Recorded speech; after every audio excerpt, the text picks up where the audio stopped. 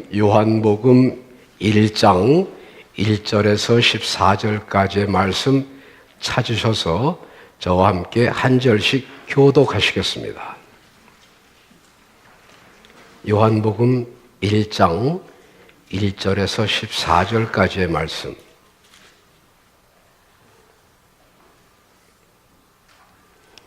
찾으셨으면 교독하시겠습니다. 태초에 말씀이 계시니라. 이 말씀이 하나님과 함께 계셨으니 이 말씀은 곧 하나님이시니라.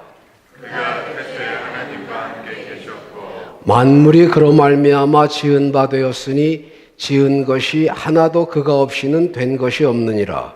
그 안에 생명이 있었으니 이 생명은 사람들의 빛이라. 빛이 어두움에 빛이 돼 어두움이 깨닫지 못하더라. 하나님께서 보내심을 받은 사람이 났으니 이름은 요한이라. 저가 증거하러 왔으니 곧 빛에 대하여 증거하고 모든 사람으로 자기를 인하여 믿게 하려 함이라. 그는 이 빛이 아니요 이 빛에 대하여 증거하러 온 자라. 참 빛 곧 세상에 와서 각 사람에게 비치는 빛이 있었나니 그가 세상에 계셨으며 세상은 그로 말미암아 지은 바 되었으되 세상이 그를 알지 못하였고 자기 땅에 오매 자기 백성이 영접지 아니하였으나 영접하는 자 곧 그 이름을 믿는 자들에게는 하나님의 자녀가 되는 권세를 주셨으니 이는 혈통으로나 육정으로나 사람의 뜻으로 나지 아니하고 오직 하나님께로서 난 자들이니라. 말씀이 육신이 되어 우리 가운데 거하심에 우리가 그 영광을 보니 아버지의 독생자의 영광이요 은혜와 진리가 충만하더라. 아멘. 주일 예배 때에 기도 순서가 돌아오면 어떤 집사님이 한 분 거의 정확하게 틀림없이 첫 마디를 이렇게 시작합니다. 세월이 유수와 같사옵니다. 오늘이 벌써 몇 년, 몇 월, 며칠입니다. 그렇게 하면서 그 다음 기도를 이어나가시는 분이 계셨어요. 해마다 이맘때쯤이면 세월이 참 빠르다 하는 생각을 하게 됩니다. 작년에는 무척 힘이 들었지만 올해는 좀 나아지지 않겠나 하는 희망과 기대를 가지고 출발했던 2016년의 한 해. 어느덧 달력의 마지막 한 장을 남기고 있습니다. 우리 모두는 전 세계적으로 계속되는 경제 불황 때문에 길고 춥고 어두운 겨울을 힘들게 보내고 있습니다. 요즘은 더구나 시애틀이 이상 저온 기온으로 더 추위를 느끼는 것 같아요. 감기 드신 분들 마스크까지 쓰고 교회로 오셨네. 그냥 집에서 쉬셔도 되는데. 지난 주일에 안 나오셨으니까 오늘은 나오셔야지 그래도. 할렐루야. 그러나 아무리 겨울이 춥고 어둡다 하더라도 빛이 있는 한 반드시 따스한 봄이 찾아올 것이라고 하는 희망을 우리는 갖습니다. 성탄절이 한 주 앞으로 다가왔어요. 경기 침체 탓인지 아니면 공공건물에 추리를 못하게 법으로 막는다거나 혹은 크리스마스라고 하는 말을 하지 못하도록 규제한 바람에 예년에 비해서 크리스마스 추리가 덜 눈에 띄는 것 같습니다. 그래도 크리스마스 캐롤이 방송을 타고 흐르기 시작을 했고 또 백화점에 혹은 가게 거리에 예쁜 추리 장식으로 불을 밝히고 있습니다. 크리스마스에 사람들이 불을 밝히는 것은 결코 우연이 아니에요. 왜냐하면 예수님이 빛으로 이 땅에 오셨거든요.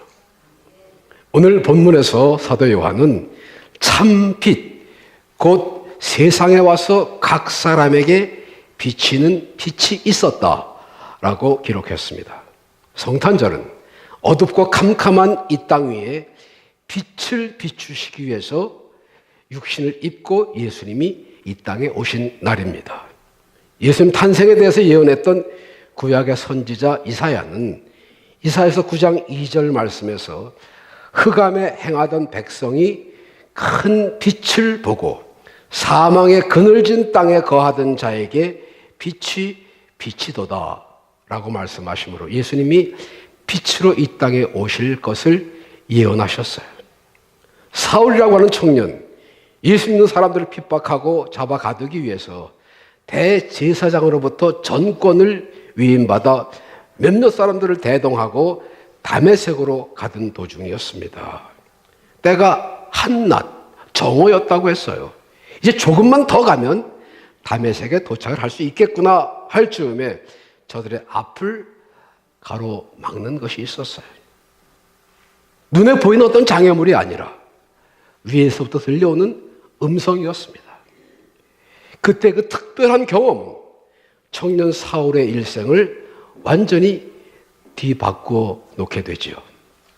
훗날 복음을 전하는 사도가 된 바울은 그때를 이렇게 회상했습니다. 빛 가운데, 해보다 밝은 빛 가운데 나타나신 예수님. 해보다 밝은 빛 가운데 나타나신 예수님.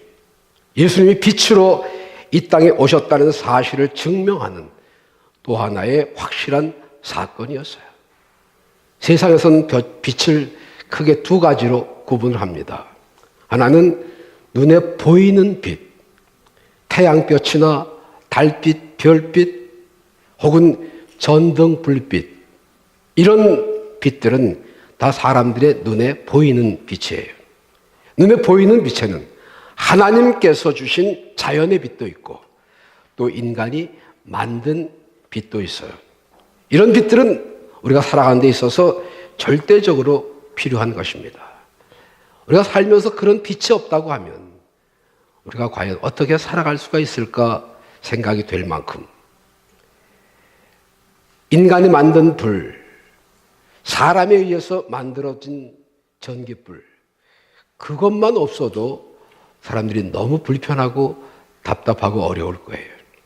그런데 하나님이 만드신 빛, 예를 들어 태양이 하루만 떠오르지 않는다고 하면 과연 인간들이 살아갈 수가 있을까?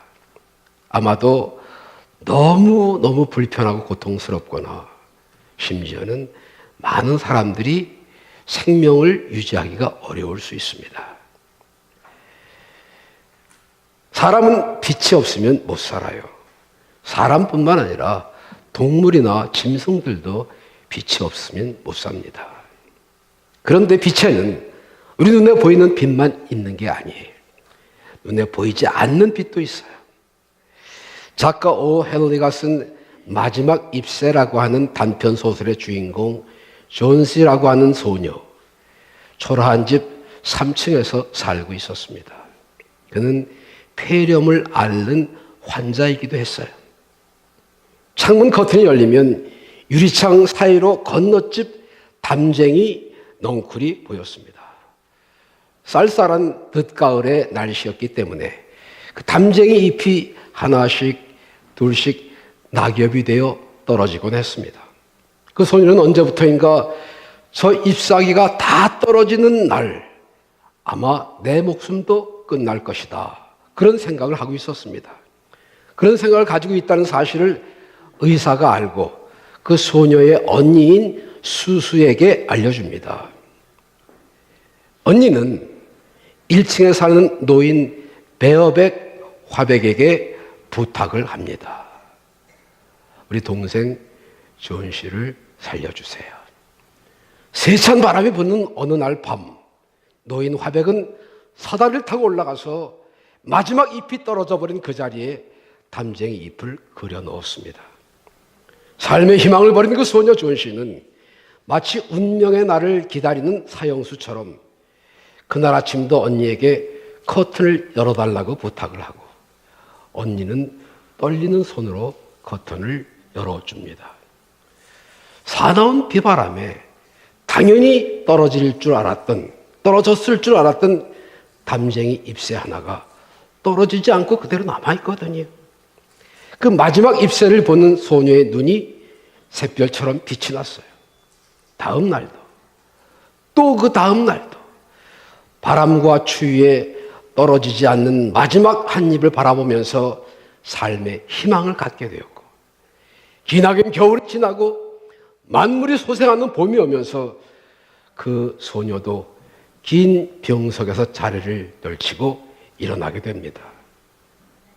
무엇이 절망 가운데 있었던 그 병약한 소녀를 살릴 수 있었을까요?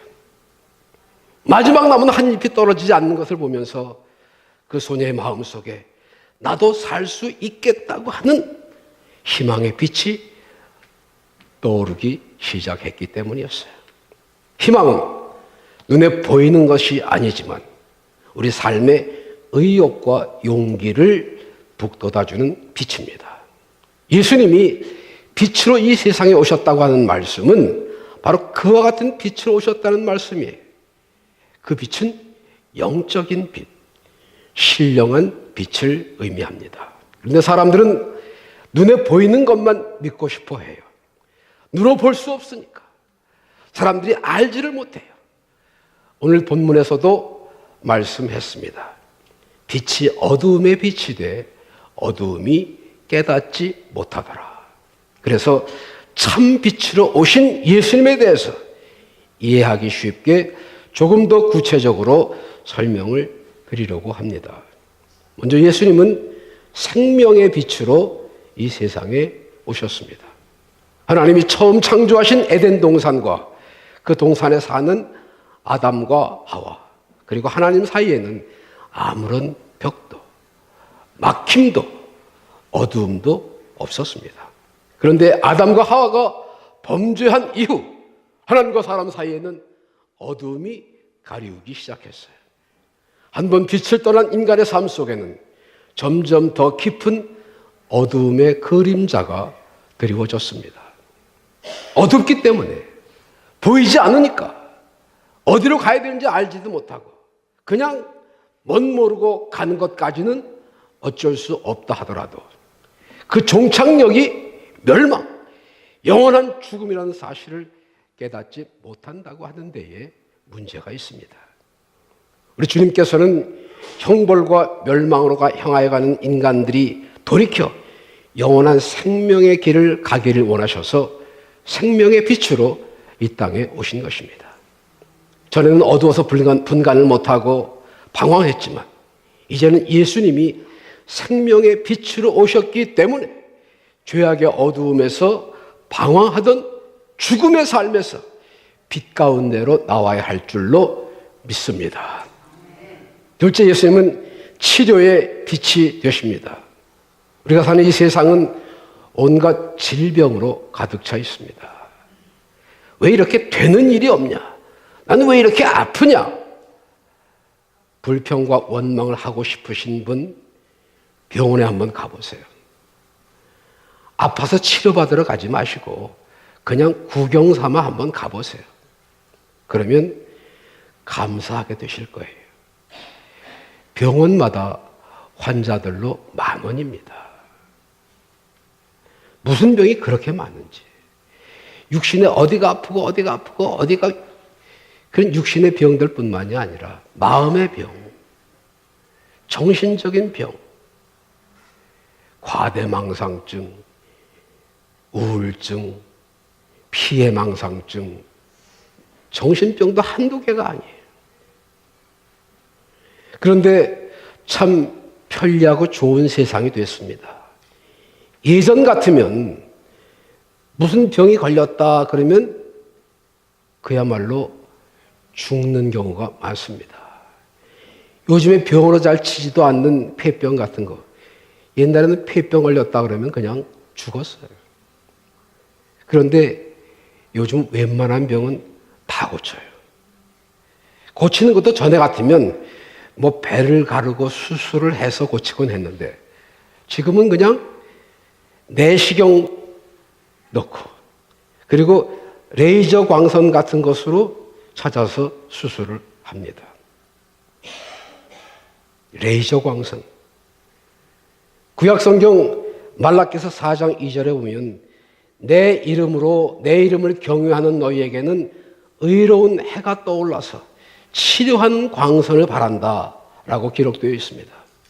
예수 앞에 나오면, 예수를 믿으면 레이저 광선이 문제가 아니라 하나님의 역사하시는 치료의 광선을 통해서 어떠한 질병도 고침받게 될 줄로 믿으시기 바랍니다. 우리가 한 세상 살아가노라면 문제와 어려움들이 없을 때가 없어요. 작은 문제로부터 견딜 수 없는 큰 문제까지 우리의 한 세상 문제 속에 살아간다고 봐도 틀리지 않습니다.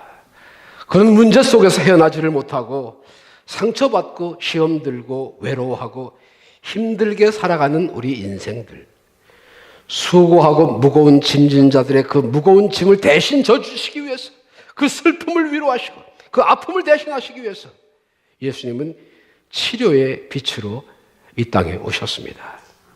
그런 거로 예수님께 나오기만 하면 우리의 육신의 질병뿐만 아니라 우리의 정신적인 고통, 영적인 연약함도 다 치료받게 될 줄로 믿습니다.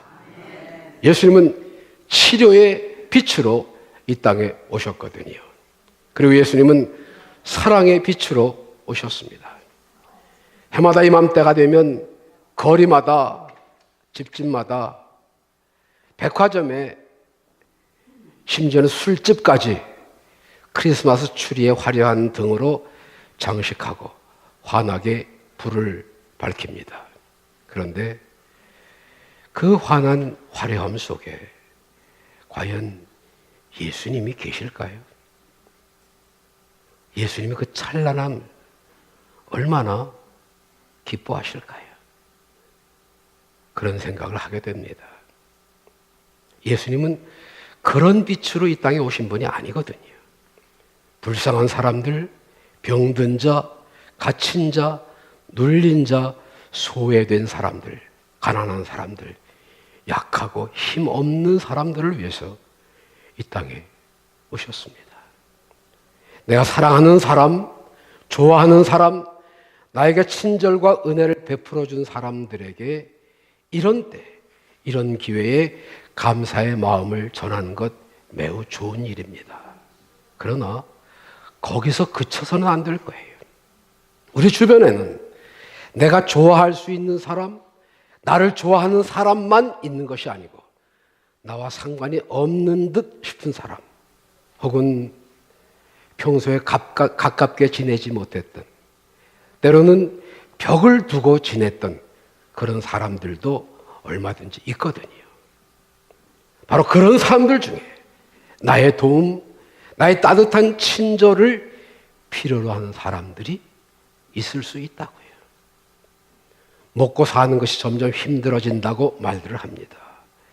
세계 경제를 좌지우지하는 미국이 그럴진데 다른 나라들은 말할 것도 없을 거예요.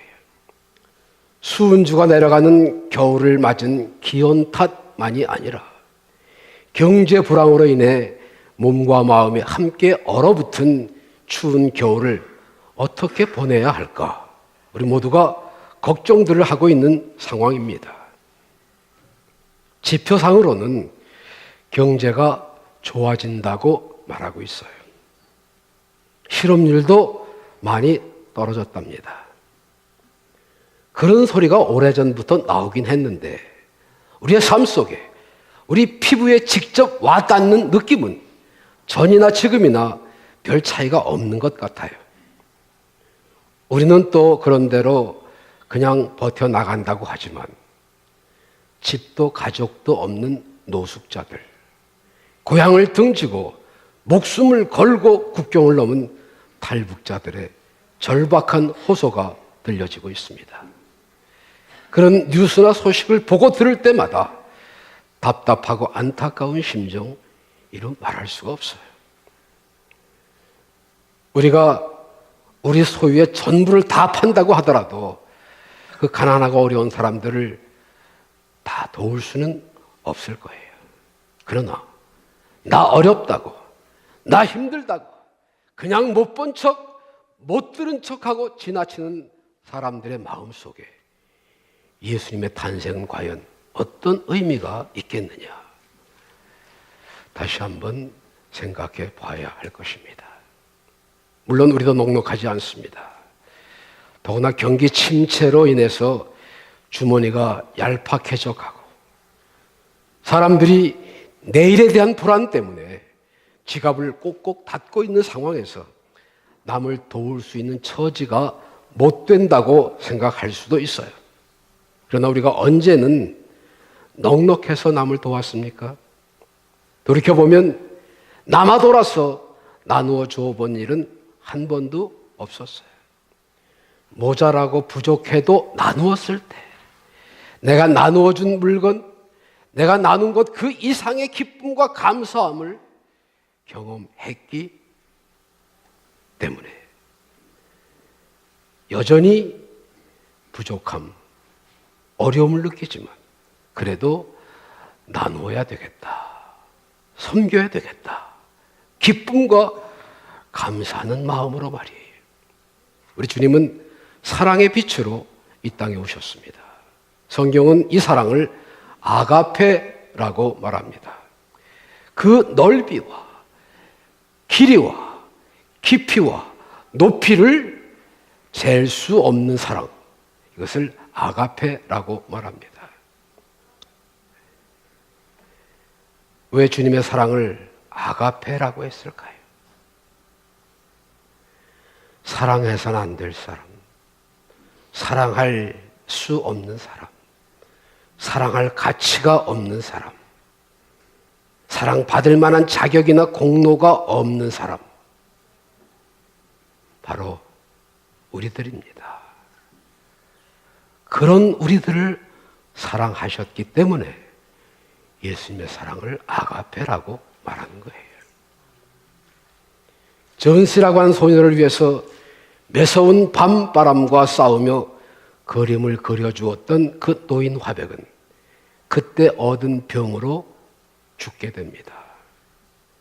가치 없는 인간, 우리를 위해서 이 땅에 오신 예수님, 우리 죄를 대신해서 십자가 형벌을 당하셨고 십자가 위에서 돌아가셨습니다. 우리의 죄값을 대신 치르기 위해서요. 참 사랑에는 희생이 따르지요. 나 쓸 것 다 쓰고 먹을 것 다 먹고 살 것 다 사고 할 것 다 하고 난 다음에 남을 도울 수가 있을까요? 나 더 사고 싶은데, 나 더 가져야 하는데.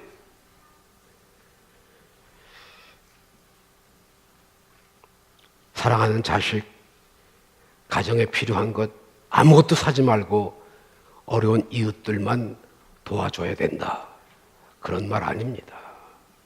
조금 덜 쓰고 조금 덜 사고 그리고 눈을 돌이켜서 불우한 이웃을 돕자. 그게 크리스마스 스피릿, 크리스마스 정신이에요. 그게 사랑의 빛을 진, 사랑의 빛을 받은 우리들의 마음이어야 합니다.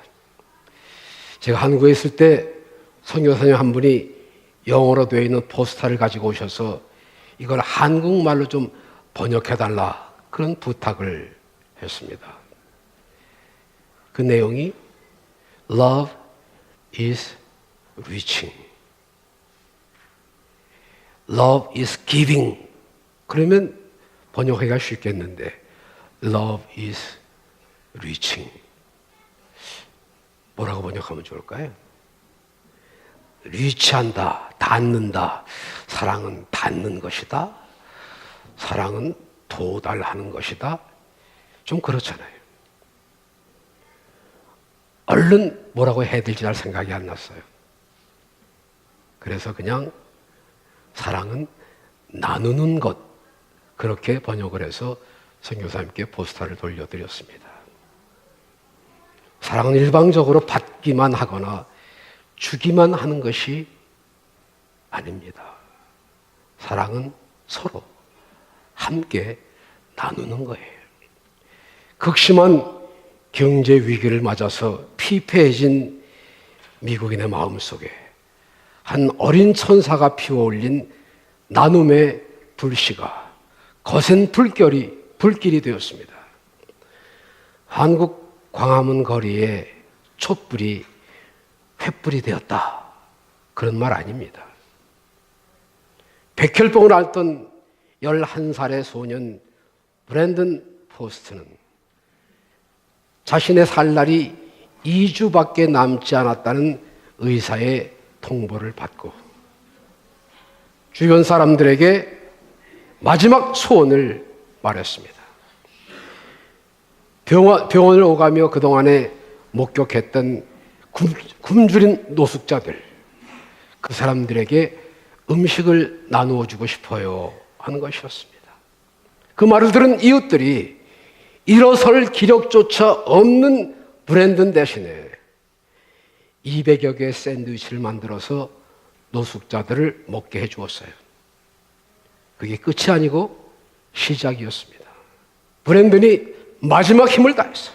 지금은 나누어야 할 때입니다. 라고 말하는 인터뷰 장면이 TV와 인터넷에 순식간에 퍼졌어요. 사람들이 앞다투어서 노숙자들을 도왔습니다. 캘리포니아, 플로리다, 오하이오 등 전국의 무료 급식소마다 음식을 기부하는 손길이 넘쳐났습니다. 가진 게 별로 없지만 내 이야기를 듣고 가만히 있을 수 없었다 하는 동참의 메시지가 곳곳에서 날아들었습니다. 브랜드는 노숙자들에게 음식이 전해지는 걸 기쁘게 지켜보면서 숨을 거둘 수 있었습니다. 가족들은 그가 하늘나라에 가서 천사가 되어 더 많은 좋은 일을 할게 라는 유언을 남겼다고 전했습니다. 우리 배단위 교회 영어 예배부에서는 해마다 샌드위치를 만들고 양말 같은 것들을 준비해서 시애틀 다운타운에 나가 노숙자들에게 나눠주고 있습니다. 여성교회에서는 지체 부자유자들에게 1년에 4차례씩 점심 식사를 준비해 주었고 불고기나 잡채, 테리야끼 등을 정성껏 만들어서 노숙자들의 일 숙소를 찾아가서 저들을 따뜻하게 대접해 주곤 했습니다. 그랬었는데 지난 몇 년간 교회의 어려워진 사정 때문에 그 일을 하지를 못했어요. 아직 여유가 있어진 것은 아니지만 이제 믿음으로 불우한 이웃들을 돌아보는 일들을 다시 시작해야 될 것으로 압니다. 아멘 안 하셔도 괜찮아요. 빛은 어두움을 밝게 하는 작용도 하지만 차가운 것을 따뜻하게 하는 열작용도 합니다. 사랑의 빛을 통해서 열을 받은 사람은 가만히 앉아 있을 수 없는, 눈 질끈 감고 못 본 척하고 지나갈 수 있는 그런 사람이 아니고, 그런 사람들을 보면서 마음속에 뜨거움이 솟아올라야 할 줄로 믿습니다. 만일 그렇지 못하다고 하면 혹시 아마도 나 자신이 아직 예수님의 그 뜨거운 사랑의 빛을 경험하지 못한 불쌍한 사람일 수도 있습니다. 물론 우리도 전에는 어두움의 자식이었어요. 별 볼 일 없었다고요. 그러나 요한복음 12장 37절에 보니까 빛을 믿으면 빛의 아들이 된다라고 말씀했어요. 이제 우리는 예수님의 생명의 빛을 통해서 영원한 나라를 소망하며 살아가는 빛의 아들이 된 줄로 믿으십시다. 성경 계속해서 말씀하십니다. 밤이 깊고 낮이 가까웠으니 이제는 어두움의 일을 벗고 빛의 갑옷을 입자. 빛이 있는 동안에는 어두움이 가까이 하지 못합니다. 그래서 우리의 삶 속에 언제나 빛이 있게 해야 합니다. 누구 물러나라, 아무개 구속하라, 정죄하고 심판하는 촛불을 지켜 세워둘 것이 아니라 내 탓입니다 하는 겸손한 마음으로 회개하는 기도의 횃불을 높이 들어야 할 줄로 압니다. 그것이 어수선하고 혼란한 시대를 살아가는 우리 그리스도인들의 엄숙한 사명임을 믿으십시다. 한 등산객의 부주의한, 그래서 무심코 버린 담뱃불 하나가 산 전체를 불바다로 만들어 엄청난 피해를 불러오듯, 꺼진 줄 알았던 잿더미 속에 작은 불씨 하나가 온 집을 불태우듯 우리의 작은 사랑의 불꽃이 많은 사람의 마음을 훈훈하게 하고 여러 사람에게 위로가 되기도 하고 의욕을 북돋아주는 새로운 소망을 준다면 작은 사랑의 불꽃 되기를 마다하시겠습니까? 죄악의 어둠을 물리치시기 위하여 참 빛으로 이 땅에 오신 예수님은 오늘 우리들 한 사람 한 사람에게 너희는 세상의 빛이다 라고 말씀하셨습니다. 너희도 빛이 될 수 있다. 빛이 되는 것이 좋겠다. 아니면 빛이 되어라가 아니에요. 너희는 세상의 빛이다. 주님의 명령은 확실합니다.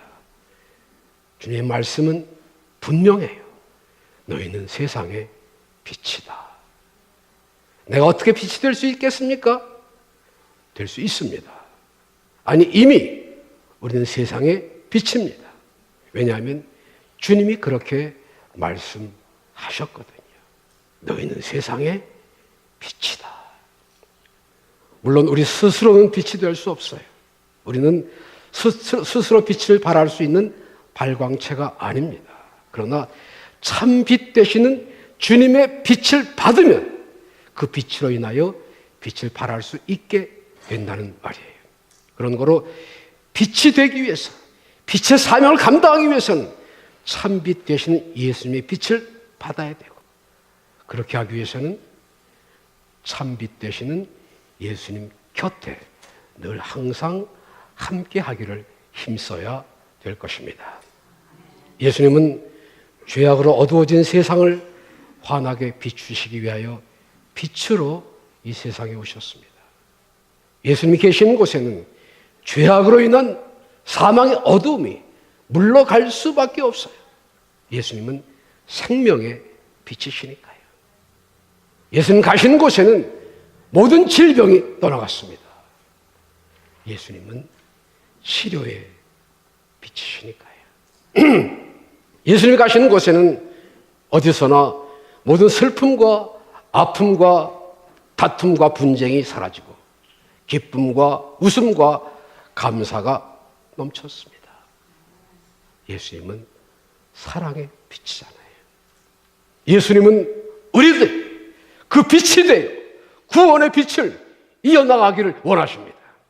그래서 우리에게 너희는 세상의 빛이다 라고 말씀하셨어요. 따라서 우리는 주님이 다시 오시는 날까지 날마다 빛으로 살아가야 할 사명을 가지고 있습니다.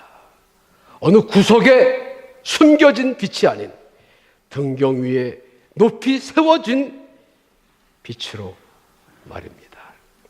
빛은 어두움을 밝히는 역할을 합니다. 빛이 오면 어두움은 물러갑니다. 어두움은 빛을 두려워하거든요. 어두움은 빛과 함께 있을 수가 없어요. 빛이 있으면 자신의 모든 수치와 허물과 악함이 드러나거든요. 그래서 빛을 싫어해요. 우리는 빛이 되어 어두움 가운데 방황하는 많은 사람들, 바른 길로 인도해야 할 책임이 있습니다. 우리 배단의 가족 한 사람 한 사람은 그리스도의 말씀을 듣고 마음으로 입으로만 아는 교인이 아니라 그 말씀을 매일매일의 삶 속에 실천하는 사랑의 빛이 되십시다. 그리하여 우리가 하는 말이 아니라 우리가 서로 사랑하는 삶을 보고 우리가 하나님의 자녀인 것을 알게 하십시다. 아직도 어두움 속에서 방황하는 영혼들을 영원한 생명의 길로 인도하기 위한 성령의 횃불되어 타오르십시다. 그것이 이 마지막 때를 살아가는 그리스도인들의 역할이에요. 오늘 우리에게 주시는 주님의 엄숙한 명령입니다.